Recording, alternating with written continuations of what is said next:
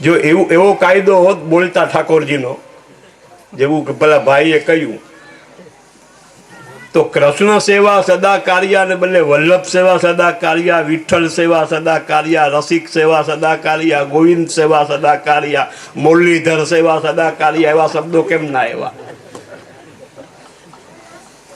અને જો એવો જો એનાથી અધિક છે એમ માનીને જો સિદ્ધાંતનો નિર્વાહ કરવાનો હોત તો બ્રહ્મ સંબંધને બદલે વલ્લભ સંબંધ, વિઠ્ઠલ સંબંધ કેમ નથી?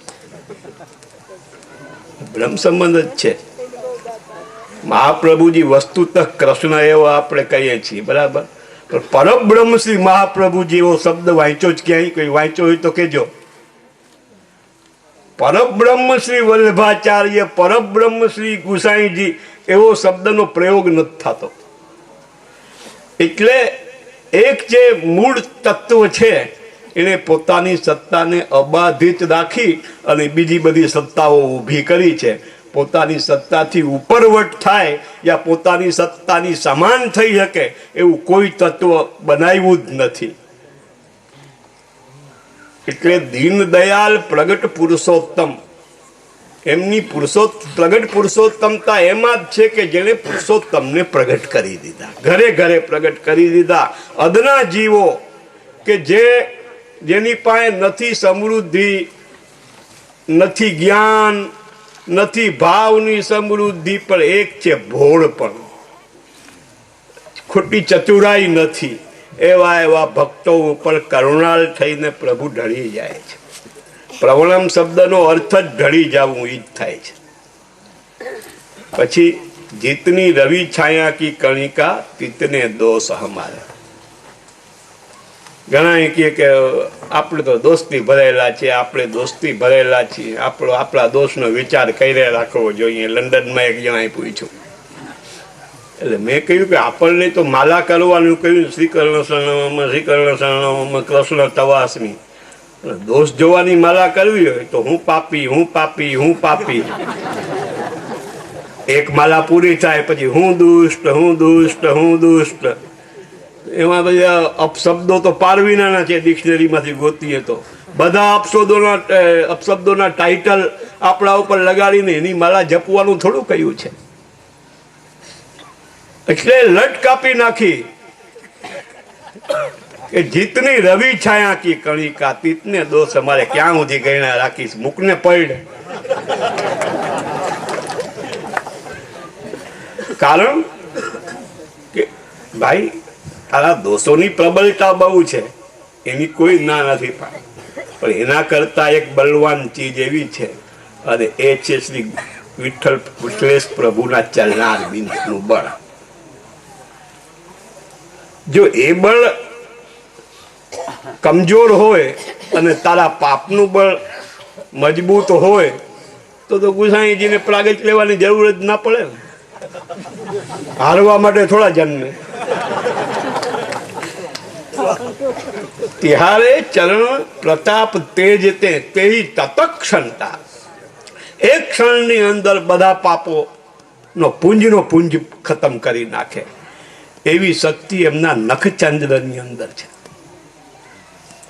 પછી માલા કંઠ તિલક માથે દે શંખ ચક્ર વપુધારે. જણાએ કહી દીધું કે આ ગુસાઈજીની વાતમાં શંખ ને ચક્ર ક્યાંથી આવી ગયા? એ તો કેસર કી ધોતી કેસરી ઉપરના તો બરાબર છે, અહીં શંખ ચક્ર શું કામ? તો આપણે જોઈએ છીએ કે શંખ જે છે એ વિજય સૂચક છે. જીત થાય તે શંખ વગાડે.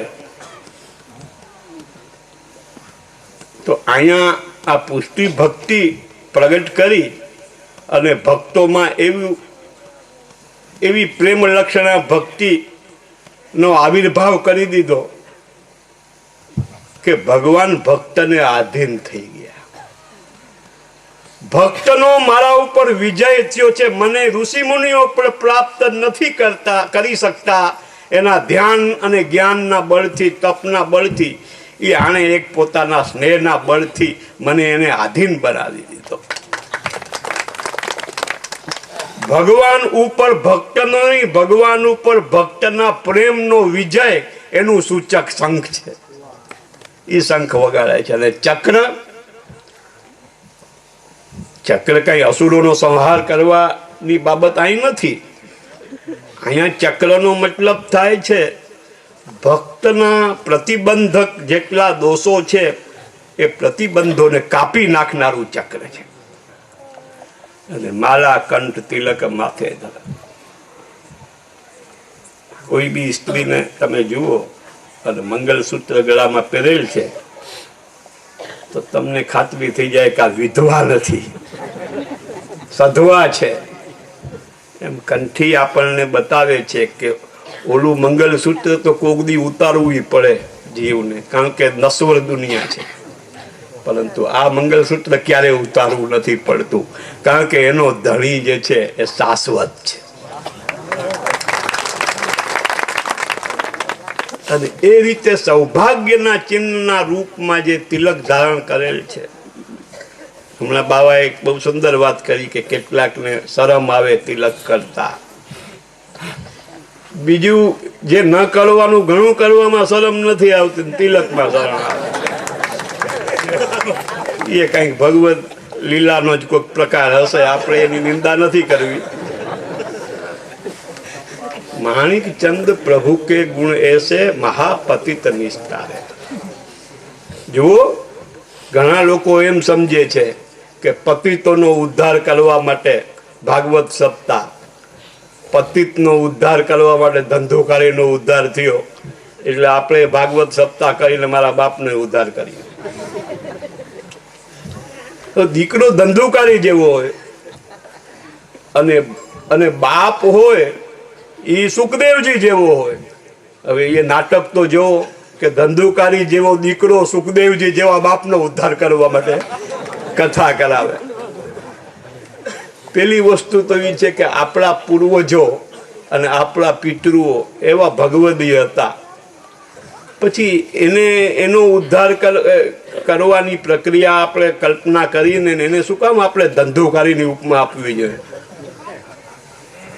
તો એવી રીતે આ બધા ઉદ્ધારની પ્રક્રિયાઓ છે એ બધી આપણે જે રીતે સમજીએ છીએ એવી રીતે નથી, પરંતુ બહુ સહજ ગતિથી ઉદ્ધાર કરે છે.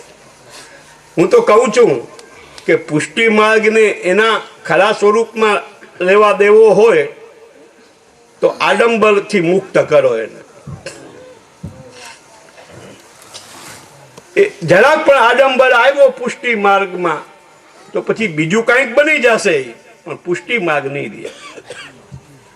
એટલે ભગવદીઓએ પણ ગાયું કે સહજ પ્રીત ગોપાલ હિ ભાવે વૈષ્ણવત્વમ હિ સહજમ. આ બધી વાતો કહી કે જે સ્વાભાવિક ફોર્મમાં, નેચરલ ફોર્મમાં રહીએ એનું નામ પુષ્ટિ માર્ગ, અને આર્ટિફિશિયલ બની જાય એટલે પુષ્ટિ માર્ગ ગયો, ડિસએપિયર થઈ ગયો એમ સમજી જ લેવાનું. એટલે આ જે પદ જે છેલ્લે આપણે બોલીએ છીએ તો એમાં છેલ્લે કહ્યું કે મહાપતિત નિષ્ઠા રહે, એટલે આપણે પતિત હશું તો એનો નિષ્ઠા થઈ જાય. એ સેન્સમાં કોઈ દિવસ નહીં લેવાનું એને એ સેન્સમાં લેવું કે જે પતિતનો પણ ઉદ્ધાર કરી દે છે તો આપણે એના ચરણનું શરણ પકડ્યું, આપણા ઉદ્ધારનો તો સવાલ જ પેદા નથી થતો. એ સેન્સમાં એ વાત લેવાની. અમથા હું કામ પતિત આપણા બાપ દાદાઓને માનીએ આપણે કારણ વગર. બહુમાં બહુ પોતાની જાતને માનવી હોય તો માને, થોડીક દિનતા કરવી હોય તો.